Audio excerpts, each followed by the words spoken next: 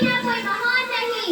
भटक जाता है जब इंसान, तब गुरु ही देता है ज्ञान। भटक जाता है जब इंसान, तब गुरु ही देता है ज्ञान।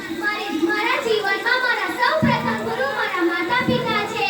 જિંદગી તો નાનકડી કરી છે, જેને ઈશ્વર પોતે વણી લે છે। માતા પિતા તેને ઘડીને એક સુંદર પુષ્પ બનાવે છે। શિક્ષક તે પુષ્પમાં આત્મવિશ્વાસ, ઉર્જા અને ક્રાંતિ ફેરવે છે, જેથી તે નાનું પુષ્પ પ્રકાશ બનીને લોકોને સાચો માર્ગ બતાવે અને દેશને ભવિષ્યમાં મદદ કરે।